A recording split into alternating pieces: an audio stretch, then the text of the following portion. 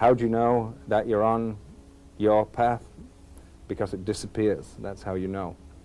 How do you know that you're really doing something radical? Because you can't see where you're going. That's how you know. But everything you have lent on for your identity has gone. And so you are going to enter the black contemplative splendors of self-doubt at the same time as you're setting out on this radical new path. And what do I do when I'm lost in the forest? The elder says, stand still. The trees ahead and bushes beside you are not lost. Stand still. What do I do when I'm lost in the forest? Stand still. The trees ahead and bushes beside you are not lost. Wherever you are is called here, and you must treat it as a powerful stranger, must ask permission to know it and be known. Listen. The forest breathes. It whispers, I have made this place around you. If you leave it, you may come back again, saying, here. No two trees are the same to raven. No two branches are the same to wren. If what a tree or a branch does is lost on you, then you are surely lost. Stand still. The forest knows where you are. The forest knows where you are. Stand still. The forest knows where you are. You must let it find you. You must let it find you. See, what's astonishing about that poem is you can say, there are three things in this poem, you see, that are absolutely clear. First of all, the elder says, you cannot sleepwalk your way into your destiny. You must wake up and pay attention. Stand still.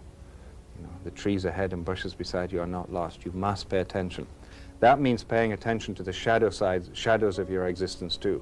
You must pay attention to everything you've given away in order to make yourself safe in your position at work. All the games you play in order to remain safe and untouched, as well as your creative gifts too. You must pay attention to those also. Second stage is that in this teaching from the elder is this incredible feeling of silence. That unless you have this silence in your life, and you feel the silence in the poem, where he says, if you leave it, you may come back again saying, here. No two trees are the same to raven. No two branches are the same to wren. If what a tree or a branch does is lost on you, then you are surely lost. You feel the silence there? You're almost under that cedar canopy there. And I think what the elder is saying there is that if you pay real attention, unless you have silence, an ability for silence in your body to do that, then you will get too frightened, because all the voices inside you will drown out any real change. You have 100 reasons not to make any real change, you see. And you've got all the voices and all the reasons not to do it. And so the ability for profound silence is being called on here. And then that attention can flower into something else. Because you really don't know what your grief is. If you do feel grief about your workplace, you really don't know what's underneath that grief until you fall into it. The poem seems to be attempting to awaken a kind of intuitive sense. That's right. And then this amazing last line, the forest knows where you are.